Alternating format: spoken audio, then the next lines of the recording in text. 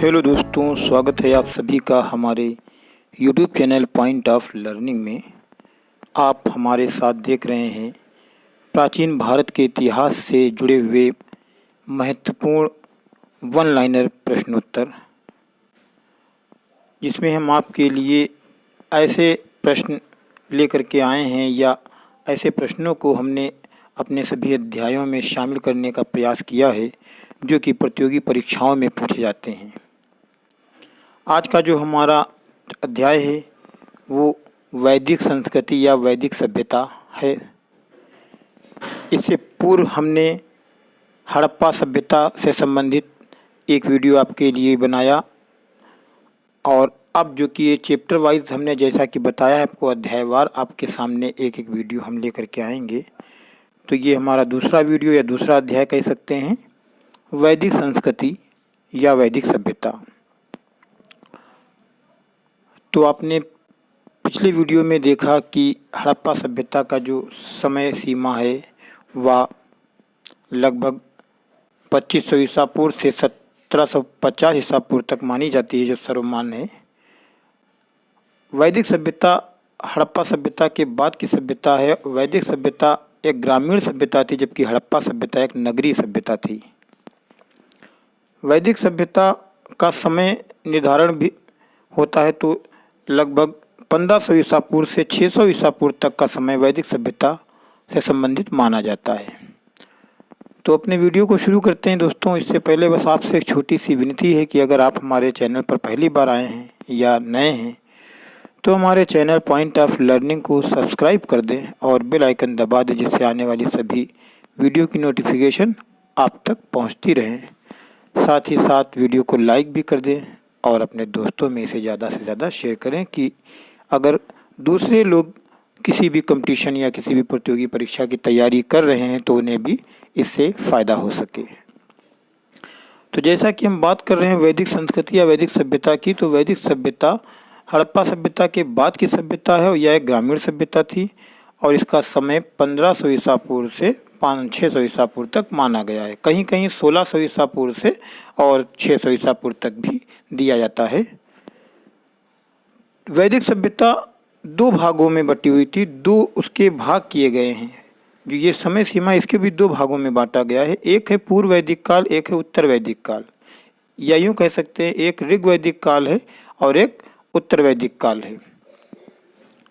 तो ऋग वैदिक काल को पूर्व वैदिक काल कहते हैं। इसका समय निर्धारण कहीं कहीं 1500 ईसा पूर्व से 1000 ईसा पूर्व या 1600 ईसा पूर्व से 1000 ईसा पूर्व तक माना जाता है। यानी 1000 ईसा पूर्व तक जो समय चला है वो पूर्व वैदिक काल या ऋग वैदिक काल का है।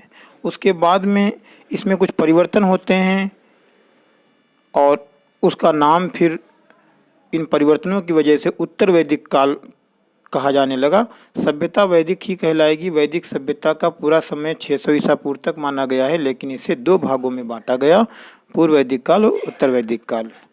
तो जो 1000 ईसा पूर्व से 600 ईसा पूर्व तक का समय है वह समय उत्तर वैदिक काल के नाम से जाना गया। इसके बाद में महावीर स्वामी व महात्मा बुद्ध जैसे महान धर्म सुधारकों का जन्म होता है और इनके द्वारा बौद्ध धर्म, जैन धर्म की स्थापना के बाद काफ़ी समाज में परिवर्तन होते हैं। वो हम आगे के आने वाले अध्याय में पढ़ेंगे। यहाँ पे जो हमारा जो चैप्टर है वो है वैदिक सभ्यता। तो जैसा कि आप देख सकते हैं कि पहला प्रश्न आपकी स्क्रीन पर है, किस वेद में प्राचीन वैदिक युग की संस्कृति के बारे में सूचना दी गई? यानी वो कौन सा वेद है जिसमें हमें वैदिक युग के बारे में सूचना मिलती है। और वैदिक युग की सूचना नहीं मिलती बल्कि उस युग या उस समय की जो संस्कृति थी या कल्चर था उसके संबंधित, उसके बारे में हमें सारी जानकारियाँ मिलती हैं। वो कौन सा वेद है? तो वो ऋग्वेद है। चूँकि ऋग्वेद ही सबसे प्राचीन वेद है और ऋग्वेद से ही ऋग्वेद पूर्व वैदिक सभ्यता या वैदिक सभ्यता ऋग्वैदिक काल स्टार्ट होता है, शुरू होता है। तो ऋग्वेद में हमें वैदिक युग की संस्कृति के बारे में सूचना मिलती है या जानकारी प्राप्त होती है। वेदों की बात करें तो वेद चूँकि 4 हैं और जो सबसे प्राचीनतम वेद है वह ऋग्वेद है।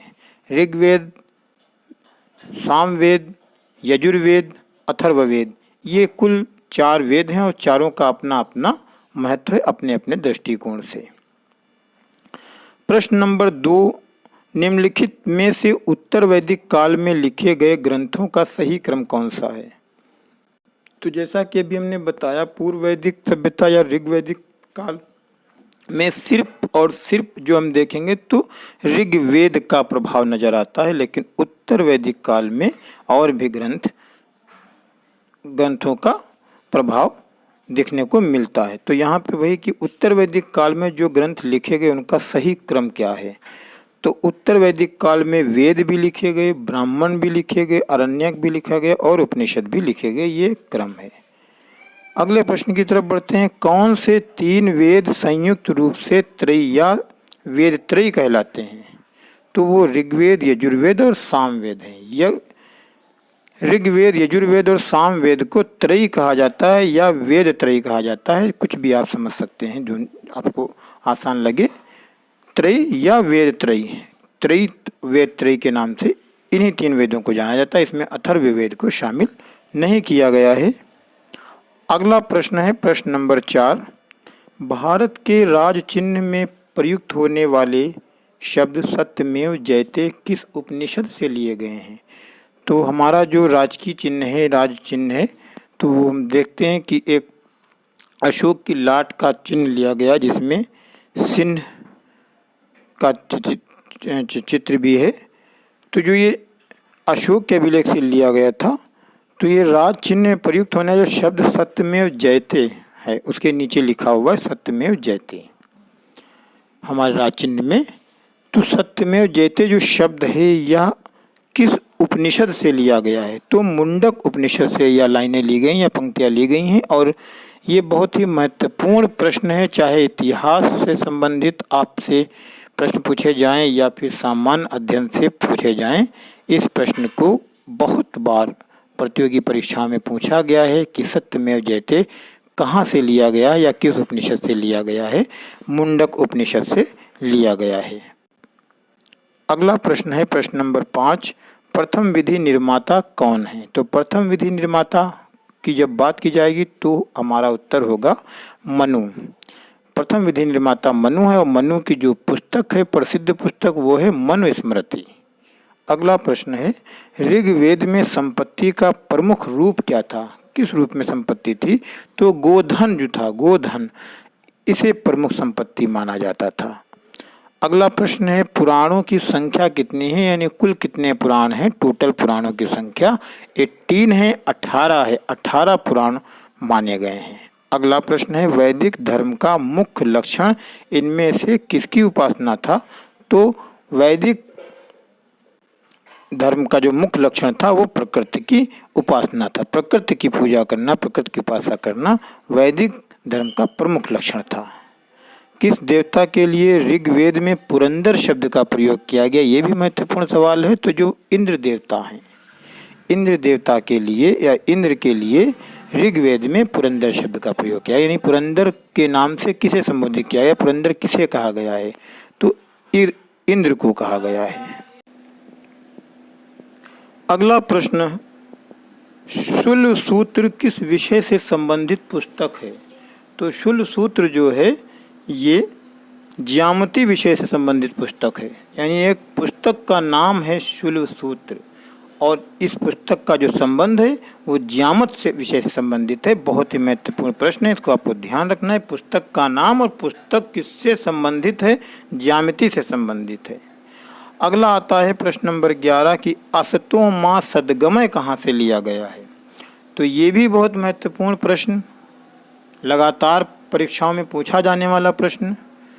ऋग्वेद एक ऐसा वेद है जहाँ से असतो माँ सदगमय की पंक्तियाँ ली गई हैं, यानी ये पंक्तियाँ कहाँ मिलेंगी हमें या किस वेद में मिलेंगी, किस ग्रंथ में मिलेंगी? तो असतो माँ सदगमय ऋग्वेद से लिया गया। जिस तरीके से सत्यमेव जयते मुंडक उपनिषद से लिया गया, उसी तरीके से असतो माँ सदगमय ऋग्वेद से लिया गया है। बहुत महत्वपूर्ण प्रश्न है दोस्तों, आप इन्हें बड़े ही ध्यान से तैयार कीजिए। अगला प्रश्न है 12वां प्रश्न है, वेदों को अपौरुषेय क्यों कहा जाता है? यानी इनको जो है पुरुषों द्वारा निर्मित या पुरुषों से संबंधित इनका क्यों नहीं माना गया? क्योंकि वेदों की रचना देवताओं द्वारा की गई है, ऐसा माना जाता है, इसीलिए इन्हें अपौरुषेय कहा जाता है। देवताओं ने वेदों की रचना की है, वेदों की रचना देवताओं ने की। अगला प्रश्न है, मीमांसा या पूर्व मीमांसा दर्शन के प्रतिपादक कौन है? ये भी महत्वपूर्ण प्रश्न है। मीमांसा या पूर्व मीमांसा के ये जो भारतीय प्राचीन कालीन दर्शन हैं, इनसे संबंधित प्रश्न है और इसमें कुछ दर्शनास्तिक हैं, कुछ नास्तिक हैं। इनका हम विस्तार पूर्वक अध्ययन आगे के जब विस्तार पूर्वक इसका अध्ययन कभी करेंगे तो उसमें हम इसके बारे में जानेंगे। यहाँ पे हम अपने जिस तरीके से प्रश्न हमारे हैं उनके प्रश्नों को पढ़ते हुए हम अध्ययन करते हुए चलते हैं। मीमांसा या पूर्व मीमांसा दर्शन के प्रतिपादक जैमिनी थे। जैमिनी पूर्व मीमांसा के प्रतिपादक हैं। 800 ईसा पूर्व से 600 ईसा पूर्व का काल किस युग में से जुड़ा है? तो जैसा कि हमने बताया कि चूँकि ये पूरा 1500 से लेकर 600 ईसा पूर्व तक का समय तो वैदिक युग है, लेकिन जो बाद का आखिरी उत्तर वैदिक युग था उस समय ब्राह्मणों का वर्चस्व अधिक था समाज में। तो 800 ईसा पूर्व से 600 ईसा पूर्व का जो काल है वो किस युग से जुड़ा हुआ है? वो ब्राह्मण युग से जुड़ा हुआ है। अगला है, एशिया माइनर स्थित बोगाज कोई का महत्व इसलिए है क्योंकि वहाँ जो भी अभिलेख प्राप्त हुए उनमें 4 वैदिक देवताओं इंद्र, वरुण, मित्र, नासत्व का उल्लेख मिलता है। एशिया माइनर में बोगाज कोई का महत्व इसलिए है कि वहाँ पर जो अभिलेख प्राप्त हुआ, बोगाज कोई एक स्थान है जो एशिया माइनर में है और वहाँ पे एक अभिलेख मिला। उस अभिलेख में जो चीज़ें मिली वो 4 वैदिक देवताओं, यानी ये जो देवता हैं इंद्र, वरुण, मित्र, नासत, ये सभी वैदिक युग के प्रमुख देवता थे, इनका उल्लेख मिलता है। इसीलिए बोगाज कोई का महत्व है इतिहास में। अगला प्रश्न, गायत्री मंत्र देवी सवित को जो संबोधित किस पुस्तक में मिलता है? बहुत महत्वपूर्ण प्रश्न है और बहुत प्रचलित प्रश्न है, ऋग्वेद। गायत्री मंत्र का जो उल्लेख है वो ऋग्वेद में है। ऋग्वेद से संबंधित गायत्री मंत्र या गायत्री मंत्र संबंधित जो वेद वो ऋग्वेद। प्राचीन भारत में निष्क से जाने जाते थे स्वर्ण आभूषण। प्राचीन भारत में निष्क से जाने जाते हैं। निष्क किसे कहते थे? तो स्वर्ण आभूषण। स्वर्ण आभूषणों को जो था वो निष्क कहा जाता था। अगला प्रश्न है, योग दर्शन के प्रतिपादक हैं कौन है? पतंजलि हैं। जैसे कि पूर्व मीमांसा जैमिनी, पूर्व मीमांसा के जो प्रतिपादक जैमिनी वो दर्शन है और योग दर्शन जो है इस दर्शन के जो प्रतिपादक हैं वो पतंजलि हैं। अगला प्रश्न है, आरंभिक वैदिक युग में सर्वाधिक वर्णित नदी कौन सी है? तो वैदिक साहित्य में जो सबसे ज़्यादा जिस नदी का वर्णन हुआ है वो नदी जो है वो सिंधु नदी है। आरंभिक यानी पूर्व वैदिक काल कह सकते हैं या फिर वैदिक साहित्य में अगर सबसे ज़्यादा कोई नदी का वर्णन मिलेगा वो सिंधु नदी का वर्णन मिलेगा। अगला प्रश्न है, वैदिक नदी कुंभा जिसको काबुल भी कहा जाता है उसका स्थान कहाँ निर्धारित होना चाहिए? तो ये अफगानिस्तान में नदी बहती है, अफगानिस्तान इसका स्थान है।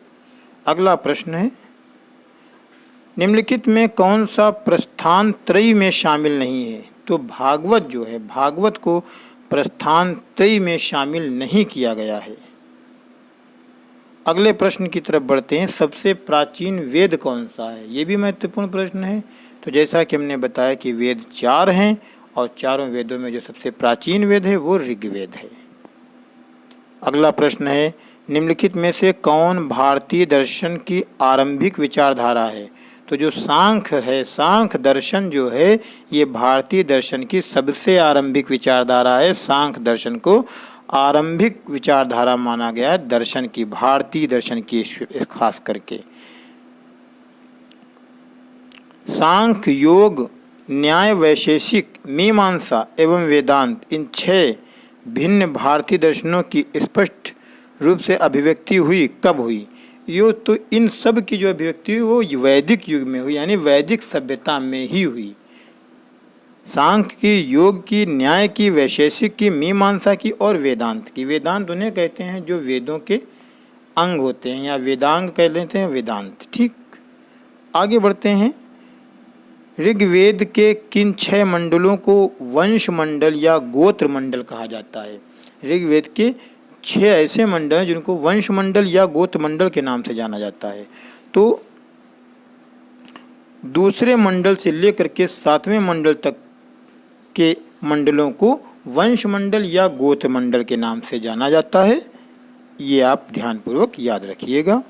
अनुलोम विवाह का अर्थ क्या होता है? एक अनुलोम विवाह होता था, एक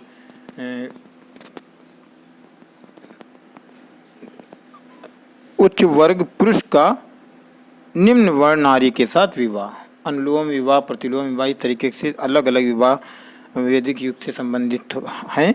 तो अनुलोम विवाह के बारे में यहाँ पूछा गया कि अनुलोम विवाह का अर्थ क्या है?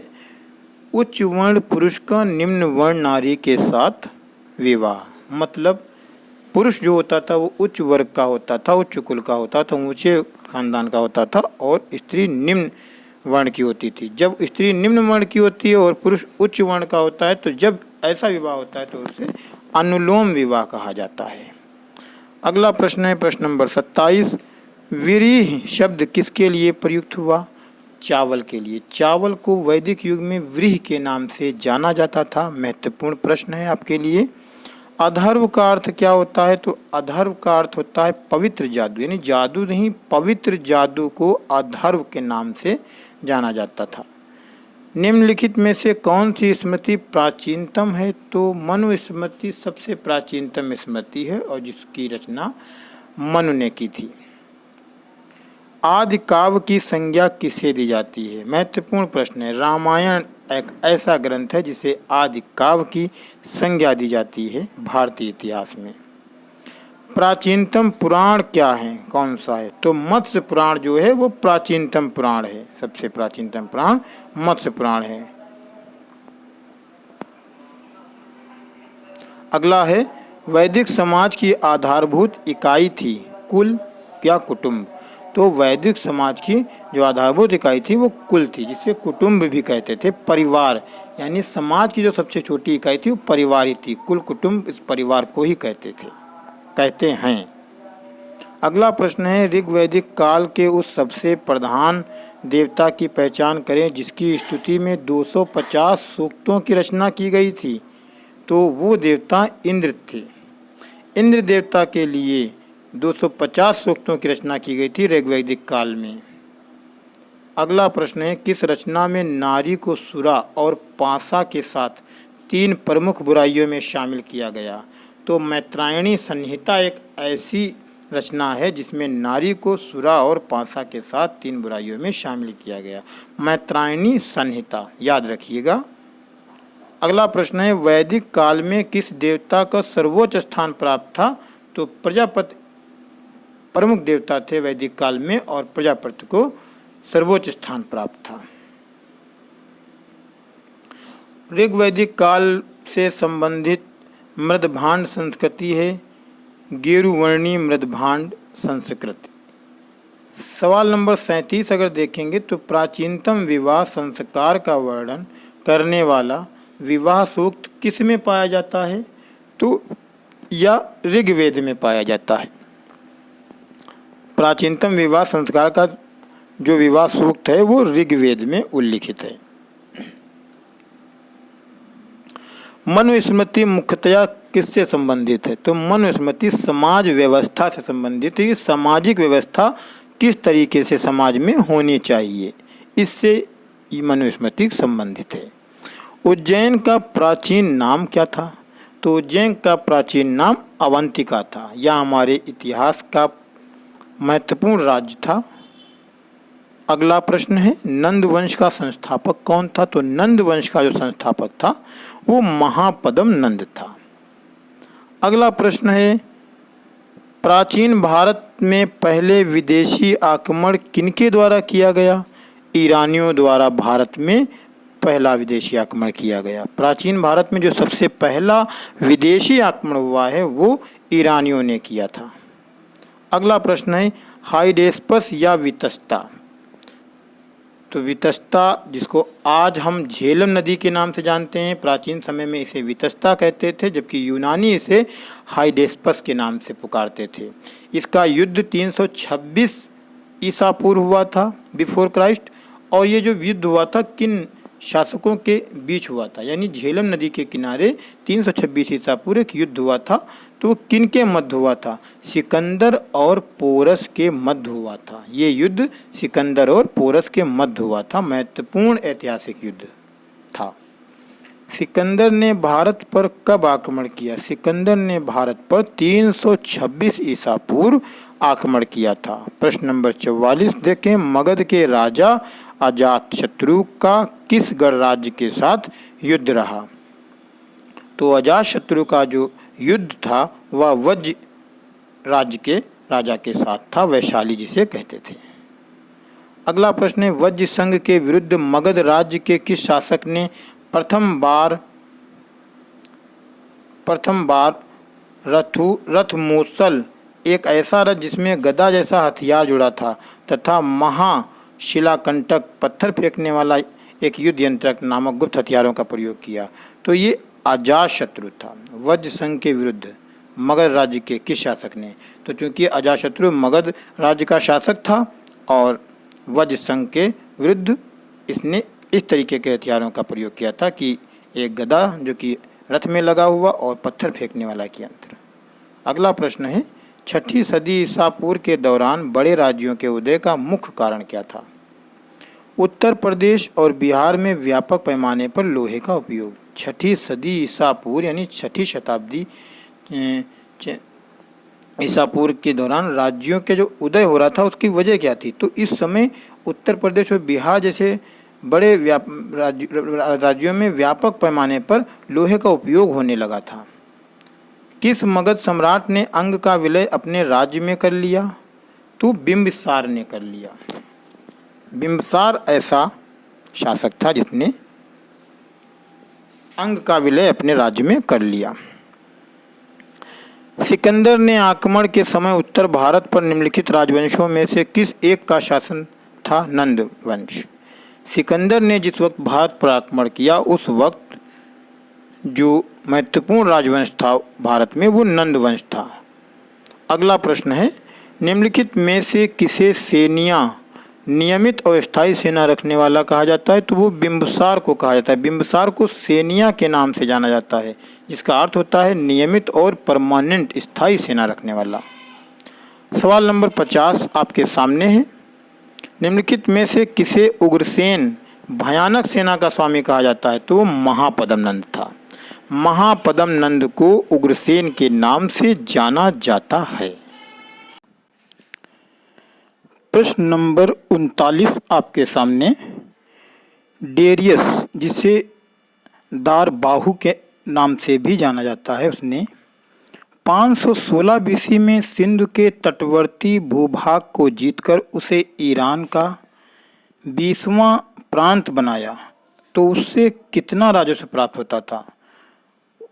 तो उस समय उसको 360 टैलेंट राजस्व प्राप्त होता था डेरियस प्रथम को।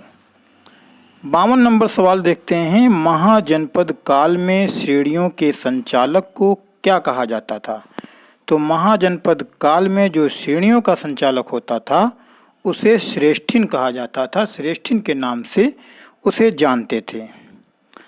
अगला प्रश्न है कि गृहपति का अर्थ क्या होता है? तो धनी किसान, जो महाजनपद काल में जो धनी किसान होते थे उन्हें गृहपति नाम से जाना जाता था। गृहपति का अर्थ धनी किसान होता था।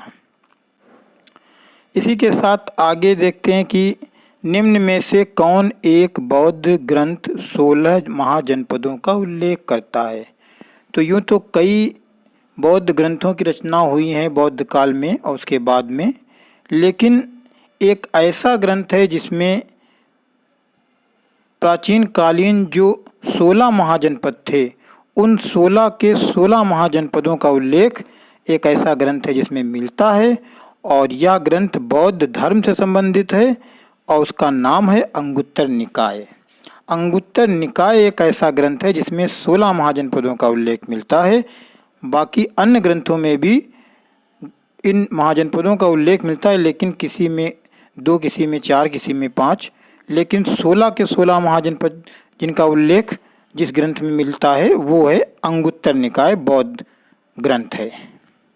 तो यहाँ पर यह भी हमें पता चलता है कि जो अंगुत्तर निकाय है ये बौद्ध धर्म से संबंधित ग्रंथ है और इसमें 16 महाजनपदों का उल्लेख मिलता है।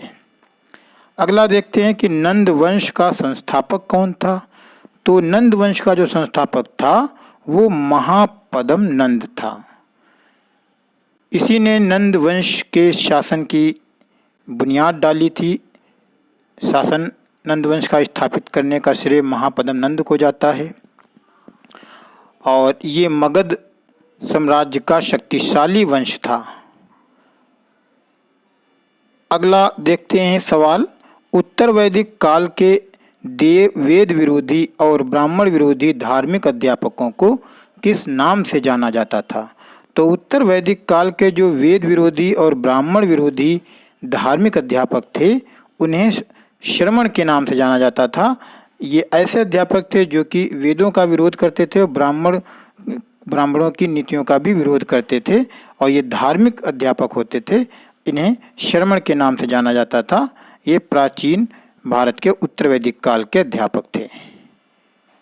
ऋग्वैदिक आर्यों का मुख्य व्यवसाय क्या था, प्रमुख रूप से उनका व्यवसाय क्या था। तो ऋग्वैदिक आर्यों का जो मुख्य व्यवसाय था वो पशुपालन था। जबकि आपने सिंधु घाटी सभ्यता में देखा कि सिंधु घाटी सभ्यता के लोगों का मुख्य व्यवसाय क्या था। तो उनका जो मुख्य व्यवसाय था वह व्यापार था। सिंधु घाटी सभ्यता के लोगों का प्रमुख व्यवसाय व्यापार था, जबकि ऋग्वैदिक आर्यों का प्रमुख व्यवसाय पशुपालन था। अगला प्रश्न है कि कृष्ण भक्ति का प्रथम और प्रधान ग्रंथ कौन सा है। तो कृष्ण भक्ति का जो पहला और सबसे प्रधान ग्रंथ है वो है श्रीमद् भागवत गीता। श्रीमद् भागवत गीता हिंदू धर्म का पवित्र ग्रंथ भी है और इसमें भगवान श्री कृष्ण के द्वारा दिए गए उपदेशों को संकलित किया गया, यानी कि इसमें भगवान श्री कृष्ण के उपदेशों का संकलन है श्रीमद् भागवत गीता। अगला है वेदांत या उत्तर मीमांसा दर्शन के प्रतिपादक कौन थे। तो बादरायण। बादरायण जो थे ये उत्तर मीमांसा दर्शन के प्रतिपादक थे। न्याय दर्शन को प्रचारित किसने किया था। तो न्याय दर्शन को प्रचारित करने का श्रेय गौतम को जाता है। गौतम ने न्याय दर्शन को प्रचारित किया, या इनके संस्थापक जो थे वो गौतम थे न्याय दर्शन के। फिर है उपनिषद काल के राजा अशुपति शासक थे कैकेयी के। अगला प्रश्न है कपिल मुनि द्वारा प्रतिपादित दार्शनिक प्रणाली है सांख्य दर्शन। तो सांख्य दर्शन के संस्थापक या कभी प्रतिपादक पूछ लिया जाता है तो आपका जवाब होगा कपिल मुनि। और कपिल मुनि द्वारा प्रतिपादित जो दर्शन है वो है सांख्य दर्शन, या दार्शनिक प्रणाली है वो भी है सांख्य दर्शन। अगला प्रश्न देखते हैं कि भारत के किस स्थल की खुदाई से लौह धातु के प्रचलन के प्राचीनतम प्रमाण मिले हैं। तो अतरंजी खेड़ा ऐसा स्थान है जहां से लौह धातु के प्राचीनतम प्रमाण मिले हैं। अतरंजी खेड़ा स्थल की खुदाई में कई ऐसे लोहे के प्रमाण मिले हैं जिससे हमें उस समय से संबंधित कई महत्वपूर्ण जानकारियां प्राप्त होती हैं। अतरंजी खेड़ा यानी भारत के किस स्थल से लौह धातु के प्राचीनतम प्रमाण मिले हैं। तो अतरंजी खेड़ा आपका जवाब होगा। लेकिन ये चीज़ ध्यान रखिएगा कि सिंधु सभ्यता में लोहे के प्रमाण नहीं मिले हैं। अगला प्रश्न है निम्नलिखित में किसका संकलन ऋग्वेद पर आधारित है। तो सामवेद एक ऐसा वेद है जिसका पूरा का पूरा संकलन ऋग्वेद पर आधारित है और सामवेद भी एक 4 वेदों में प्रमुख वेद है। कर्म का सिद्धांत संबंधित है मीमांसा से। मीमांसा से कर्म का सिद्धांत संबंधित है। भारत में संभवतः आए थे, यानी कहाँ से आए थे। तो मध्य एशिया से आए थे। ये सर्वमान सिद्धांत है। इसको सभी विद्वानों ने इस पर ज़्यादातर अपनी एक राय जाहिर की, यानी कि आर्यों से आने से संबंधित या आर्यों के संबंध में विद्वानों में कई मतभेद हैं।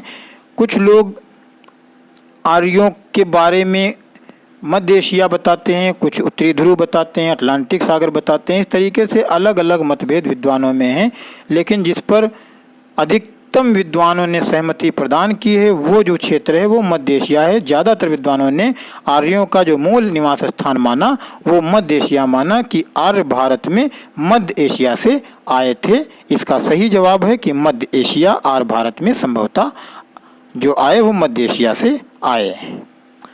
अगला प्रश्न है, कौन सा वेद अंशतः गद्य रूप में भी रचित है? तो यजुर्वेद ग्रंथ ऐसा ग्रंथ है जो पद्य के साथ साथ गद्य में भी रचित है या इसकी रचना गद्य में भी की गई है। ब्राह्मण ग्रंथों में सर्वाधिक प्राचीन कौन है? शतपथ ब्राह्मण ग्रंथ जो है वो ब्राह्मण ग्रंथों में सबसे अधिक प्राचीन ग्रंथ है, शतपथ ब्राह्मण। गोत्र व्यवस्था प्रचलन में कब आई? तो गोत्र व्यवस्था उत्तर वैदिक काल में प्रचलन में आई थी।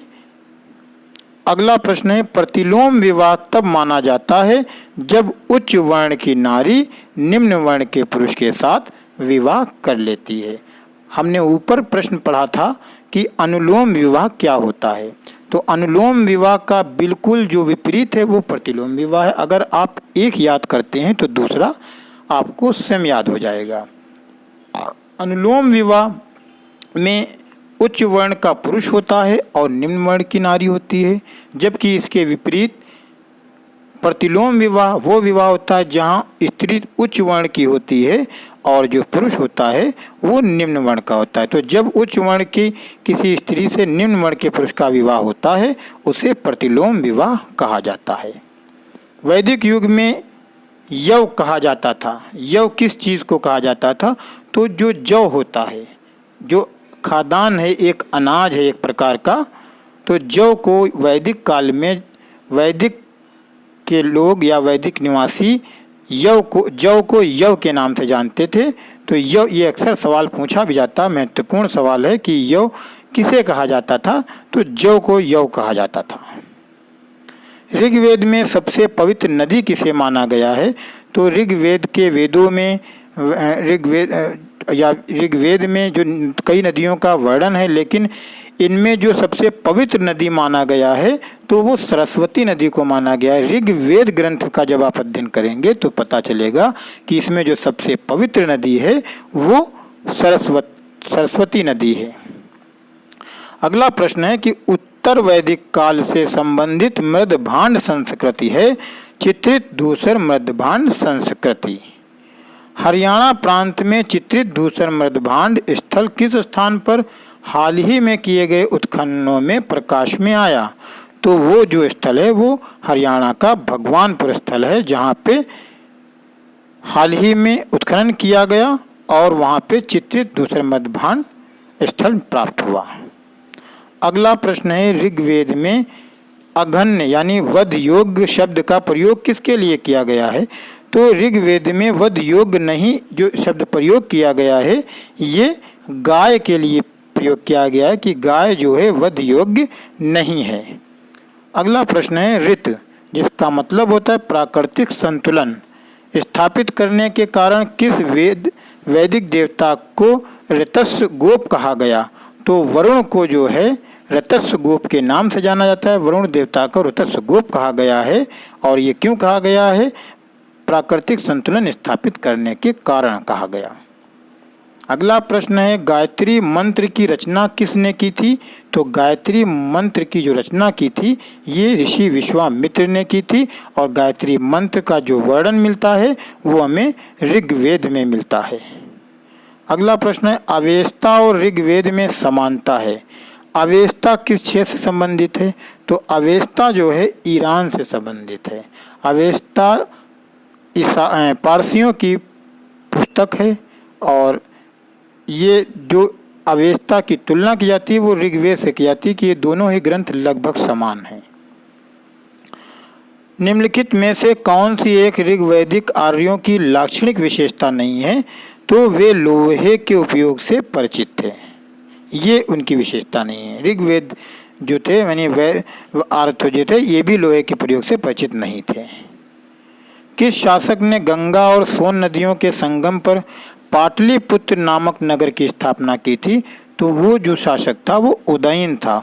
उदयन ने जो है गंगा और सोन नदियों के संगम के तट के ऊपर पाटलिपुत्र नगर की स्थापना की थी, जिसे आज हम पटना के नाम से जानते हैं और जो कि आधुनिक बिहार राज्य में है।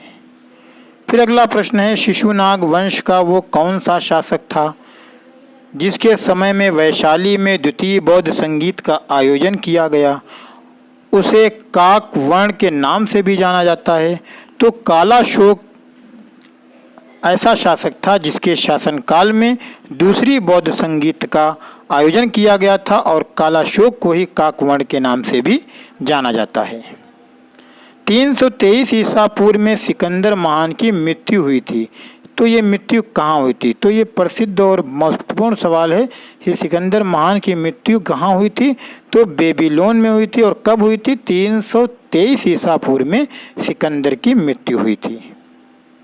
सिकंदर महान एवं पोरस या पुरु की सेनाओं ने किस नदी के आमने सामने वाले तटों पर पड़ाव डाला हुआ था? तो झेलम नदी के ऊपर सिकंदर एवं पोरस की सेनाओं ने अपना पड़ाव डाला हुआ था। झेलम नदी के किनारे ही इनका युद्ध हुआ था और प्राचीन समय में झेलम नदी को वितस्ता के नाम से जाना जाता था। पाली ग्रंथों में गांव के मुखिया को क्या कहा गया है? पाली ग्रंथों में गांव के मुखिया को ग्राम भोजक कहा गया है या फिर खाली भोजक कहा गया है। भोजक भी कह सकते हैं, ग्राम भोजक भी कह सकते हैं। अगला प्रश्न है कि प्राचीन भारत में दूसरा विदेशी आक्रमण एवं पहला यूरोपीय आक्रमण किसके द्वारा किया गया? तो यूनानियों के द्वारा भारत में पहला यूरोपीय आक्रमण किया गया था और दूसरा विदेशी आक्रमण था। यानी जो यूरोपियों का पहला आक्रमण था वो यूनानियों का था, जबकि दूसरा आक्रमण विदेशी आक्रमण जो था वो दूसरा था, क्योंकि पहला आक्रमण ईरानियों ने किया था और दूसरा आक्रमण यूनानियों के द्वारा किया गया और यूनानी यूरोपीय थे। अगला प्रश्न है, ईरान के हमखनी वंश के किस शासक ने भारतीय भूभाग को जीतने के बाद उसे फारस साम्राज्य का 20वां प्रांत बनाया? डेरियस प्रथम ने बनाया था। ये सवाल अभी हम ऊपर पढ़ भी चुके हैं। 16 महाजनपदों की सूची किस ग्रंथ में उपलब्ध है? तो अंगुत्तर निकाय में 16 महाजनपदों की सूची उपलब्ध है और अंगुत्तर निकाय बौद्ध ग्रंथ है। अगला प्रश्न है, निम्नलिखित में से मगध का कौन सा राजा सिकंदर महान का समकालीन था? तो घनानंद जो था वो सिकंदर महान का समकालीन राजा था, जो कि मगध का शासक था घनानंद। प्रथम मगध साम्राज्य का उत्कर्ष किस सदी में हुआ? तो 6ठी शताब्दी ईसा पूर्व में मगध साम्राज्य का उत्कर्ष हुआ था, यानी कि इसका उत्थान शुरू हुआ था और इसकी जो स्थापना की थी मगध साम्राज्य में महापद्म नंद ने मगध साम्राज्य में नंद वंश की स्थापना की।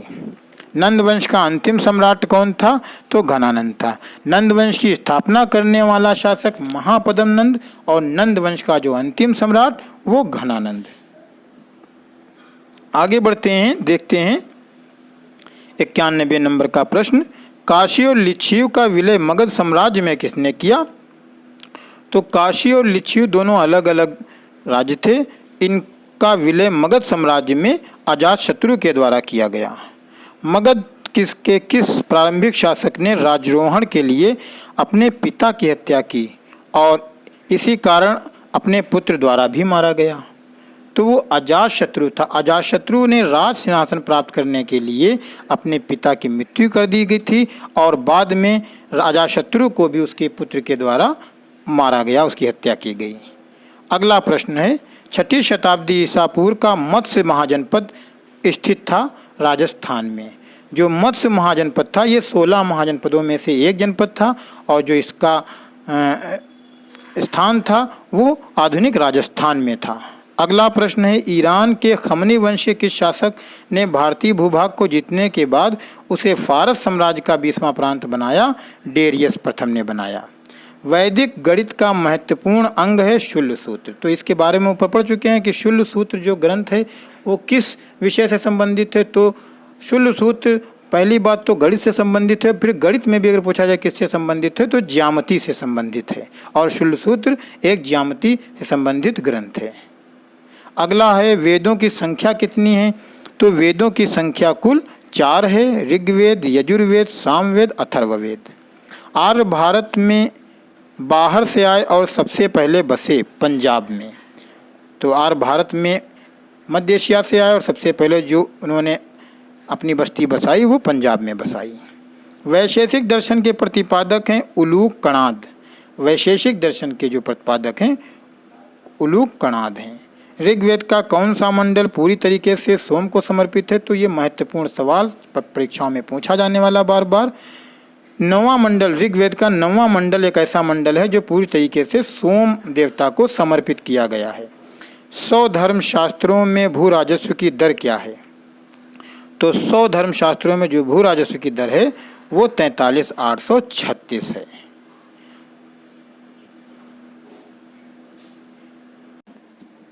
बढ़ते हैं हम अपने अगले प्रश्न की तरफ।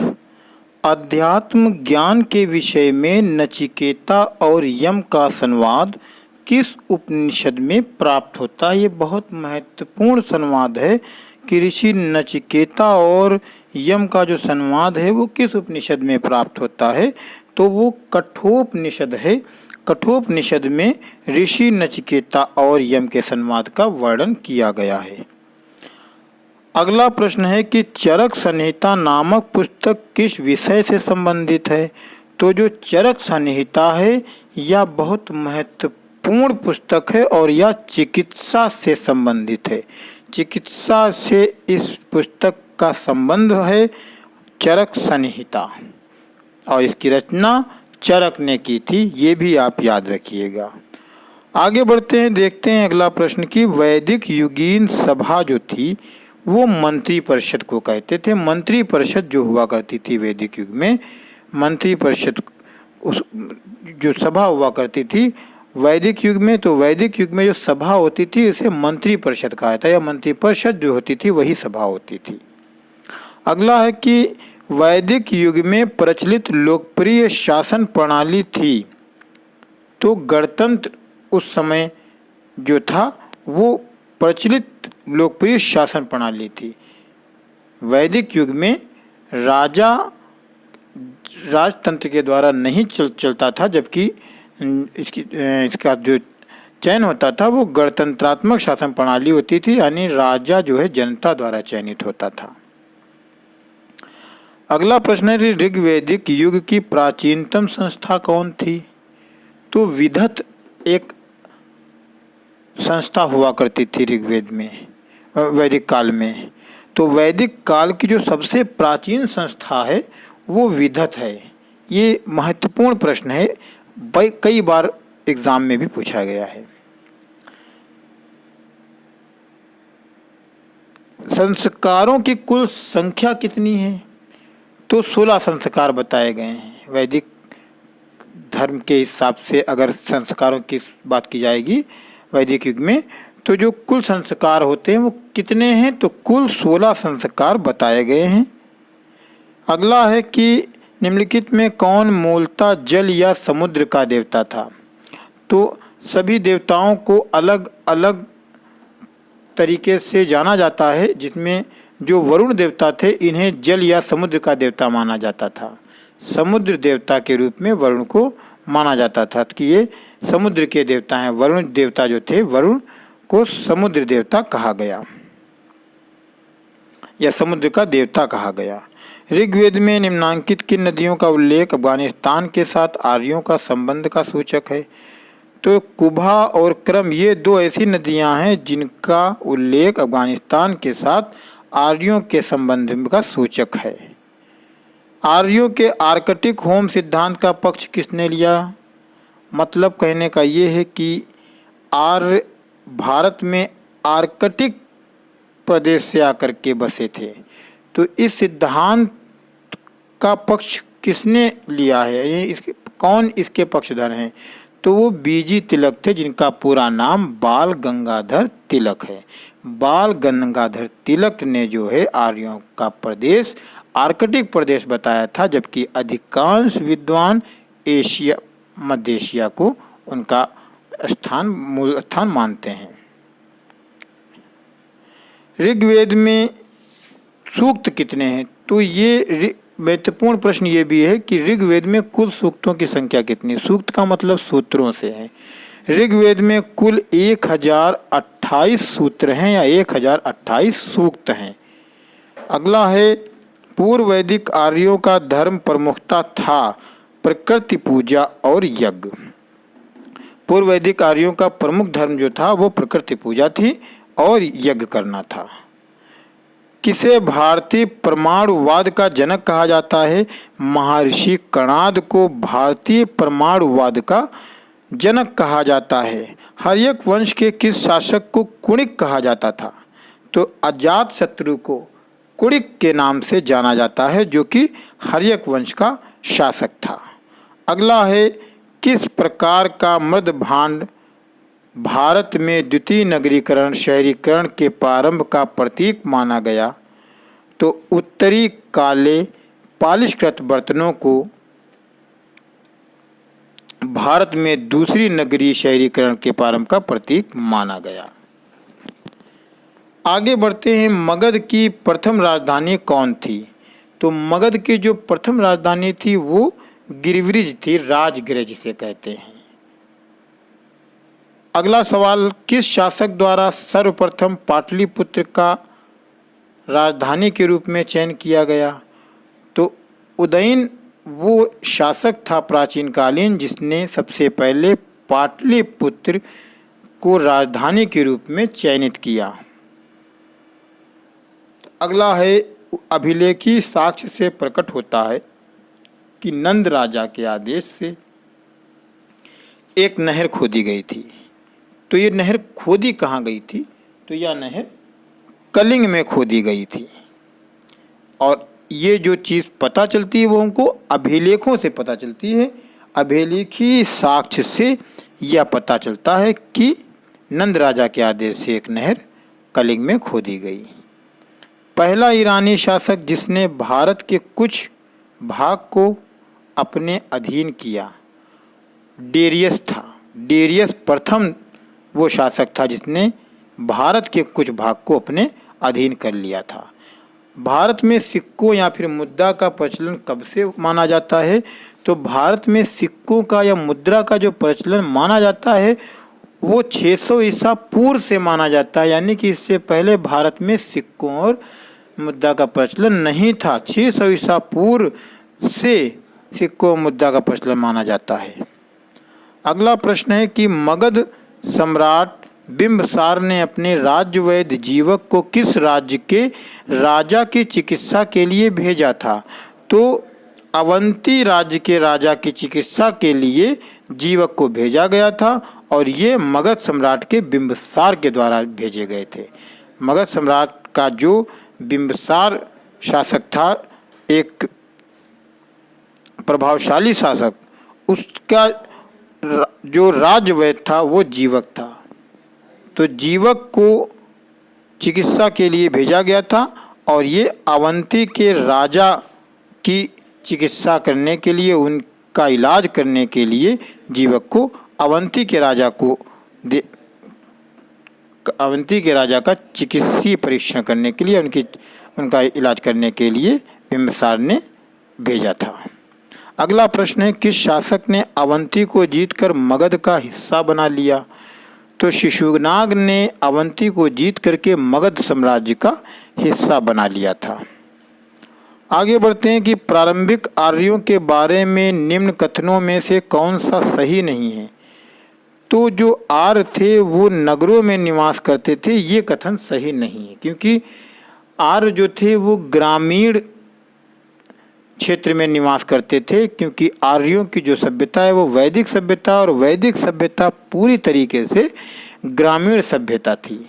जबकि सिंधु सभ्यता शहरी सभ्यता थी और वैदिक सभ्यता के जो निवासी थे वो आर्य थे, उन्हें आर्य कहा गया।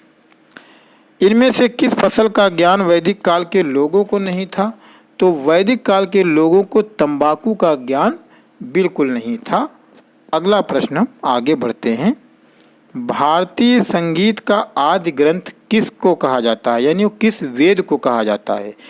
तो जो साम वेद है इसे भारतीय संगीत का आदि ग्रंथ कहा जाता है। कभी कभी प्रश्न इस तरीके से भी पूछ लिया जाता है कि भारतीय संगीत का जनक कौन सा वेद है, तभी हमारा जवाब यही होगा कि सामवेद। सामवेद को भारतीय संगीत का जनक और सामवेद को भारतीय संगीत का आदि ग्रंथ कहा जाता है। आगे बढ़ते हैं। ऋग्वेद के किस मंडल में शूद्र का उल्लेख पहली बार मिलता है? तो शूद्र का उल्लेख ऋग्वेद में मिलता है, लेकिन ऋग्वेद के कौन से मंडल यानी कौन से भाग में मिलता है? तो वो 10वां मंडल है। ऋग्वेद का 10वां मंडल ऐसा मंडल है जिसमें शूद्र का पहली बार उल्लेख मिलता है, यानी इससे पहले शूद्रों का उल्लेख आपको नहीं मिलेगा। पहली बार जो शूद्रों का उल्लेख मिला वो ऋग्वेद में मिला और ऋग्वेद के 10वें मंडल में मिला, और ऋग्वेद ही चूंकि सबसे प्राचीन वेद है। अगला प्रश्न है, प्रसिद्ध 10 राजाओं का युद्ध 10 राज युद्ध किस तट के ऊपर लड़ा गया था, यानी किस नदी के किनारे लड़ा गया था? तो परुष्णी नदी के किनारे 10 राज युद्ध लड़ा गया था, 10 राजाओं का जो कि युद्ध था। अगला प्रश्न, किस काल में अछूत की अवधारणा स्पष्ट रूप से उदित हुई, यानी किस काल में अछूत की अवधारणा पूरी तरीके से समाज में व्याप्त हो गई थी? तो धर्मशास्त्र के काल में अछूत की अवधारणा स्पष्ट रूप से उदित हो चुकी थी। आगे बढ़ते हैं। उपनिषद पुस्तकें हैं किस पर आधारित हैं? दर्शन पर। उपनिषद जो पुस्तकें हैं वो दर्शन पर आधारित है। आगे, यज्ञ संबंधी विधि विधानों का पता चलता है किस वेद से? तो यजुर्वेद ऐसा वेद है जिसमें यज्ञों से संबंधित, यज्ञ से संबंधित विधि विधान, इन सभी चीज़ों का जो समावेश है वो हमें यजुर्वेद में देखने को मिलता है। यजुर्वेद में यज्ञ और उनके विधि विधान से संबंधित समस्त बातों का संकलन किया गया है। अगला है, निम्नलिखित में वो दस्तकारी कौन सी है जो आय द्वारा व्यवहार में नहीं लाई गई थी? तो लुहारगिरी ऐसी दस्तकारी है जो आय द्वारा व्यवहार में नहीं लाई गई थी। तो यहाँ पे जो आय है, हम आपसे क्षमा चाहेंगे कि जो आय शब्द है वो आर्य है, कि निम्नलिखित में से वो दस्तकारी कौन सी है जो आर्यों द्वारा व्यवहार में नहीं लाई गई थी? तो आर्यों द्वारा लुहारगिरी जो थी वो व्यवहार में नहीं लाई गई थी, जबकि ये भी एक दस्तकारी शिल्पकारी है। अगला प्रश्न है कि किस वेद में जादुई माया और वशीकरण का वर्णन किया गया है? तो ये सभी वेदों में कुछ ना कुछ अलग विशेषताएं, जैसे कि सामवेद संगीत का जनक, यजुर्वेद अभी हमने पढ़ा, यज्ञ और उससे संबंधित विधि विधान, और जो भूत प्रेत जादू माया वशीकरण इन चीज़ों का वर्णन किया गया वो अथर्ववेद में किया गया। तो किस वेद में जादू का वर्णन किया गया? तो अथर्ववेद। किस वेद में वशीकरण का वर्णन किया गया? तो अथर्ववेद। कभी कभी ये भी होता है भूत प्रेत आत्माओं से संबंधित बातों का वर्णन किस वेद में हमें मिलता है? तो अथर्ववेद में इन सब चीज़ों का वर्णन किया गया है। अथर्ववेद इन्हीं चीज़ों से संबंधित है। आर्य शब्द इंगित करता है, आर्य शब्द मतलब किस ओर संकेत करता है? तो आर्य का मतलब, यहाँ पे मतलब पूछा गया, आर्य का अर्थ क्या निकाला जाएगा? आर्य के मायने होते हैं श्रेष्ठ वंश को, श्रेष्ठ वंश को आर्य शब्द इंगित करता है।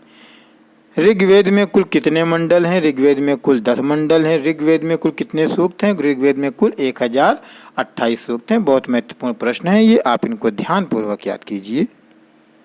आगे बढ़ते हैं। सभा और समति प्रजापति की 2 पुत्रियां थीं, इसका उल्लेख किस वेद में मिलता है? सिंपल सी अथर्ववेद में मिलता है। अथर्ववेद में ये हमें देखने को मिलता है या इसका वर्णन मिलता है कि सभा और समति प्रजापति की 2 पुत्रियां थीं। ये वर्णन जो है अथर्ववेद में मिलता है। प्राचीनतम व्याकरण अष्टाध्यायी के रचनाकार कौन थे? तो एक बहुत ही महत्वपूर्ण ग्रंथ है अष्टाध्यायी। तो इसकी रचना किसने की है? पाणिनि ने की है। पाणिनि एक ऐसे व्याकरण टीकाकार थे जिन्होंने इस महत्वपूर्ण ग्रंथ की रचना की जिसका नाम अष्टाध्यायी है। किस वेद में सभा को नरिष्ट अर्थात सामूहिक वाद विवाद या अनुल्लंघनीय कहा गया? अथर्ववेद में सभा को नरिष्ट कहा गया। 3 रण में शामिल नहीं है मात्र रण। मात्र रण जो है 3 रण में शामिल नहीं है। आगे बढ़ते हैं। 3 कर्मों में 3 लोकों को माप लेने के कारण किसे उपक्रम कहा गया? तो वो विष्णु थे। विष्णु ने 3 पगों में तीनों लोकों को नाप लिया था, इस कारण उन्हें उपक्रम कहा जाता है। तो क्योंकि वो कौन से देवता हैं ये सवाल कर लिया जाता है, तो वो विष्णु थे जिन्होंने तीनों लोकों को अपने 3 पग में माप लिया था।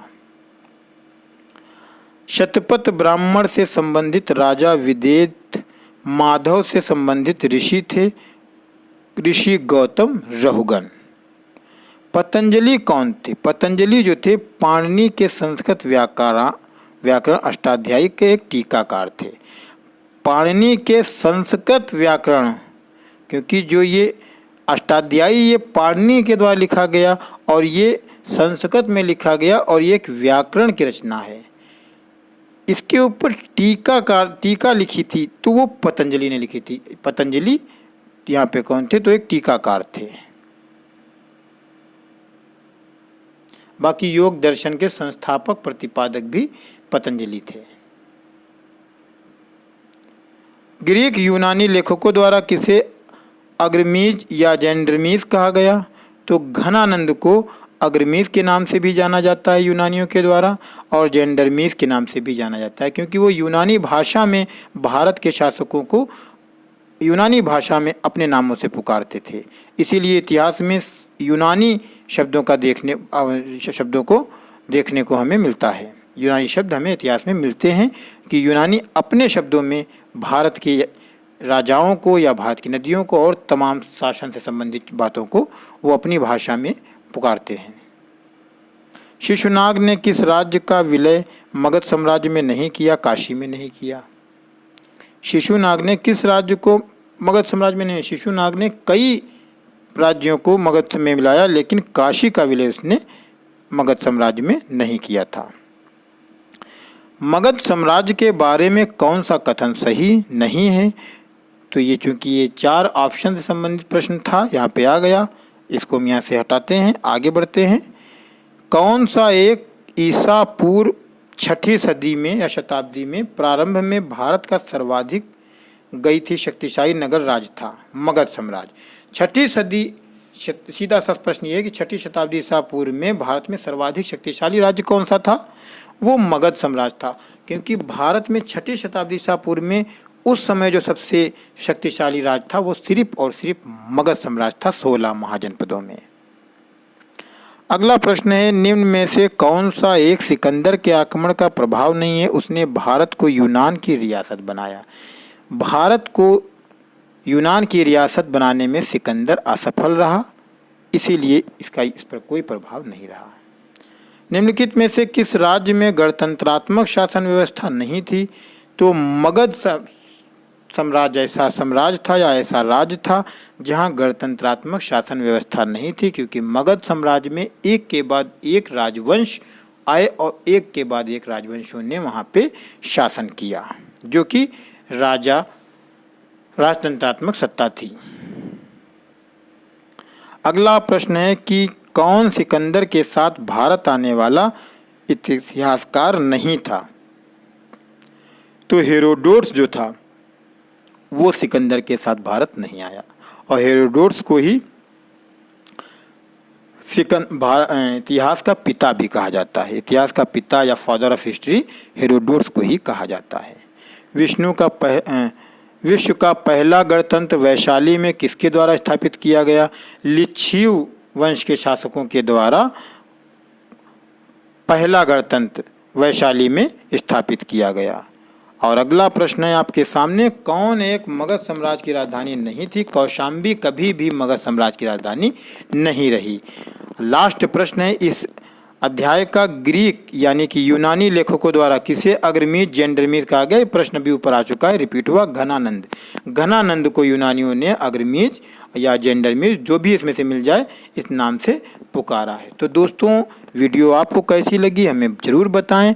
और अगर आप अपनी टीजीटी, पीजीटी या इस तरीके से कोई भी दूसरी परीक्षाओं की तैयारी कर रहे हैं तो आप इस वीडियो को ध्यान से देखिए।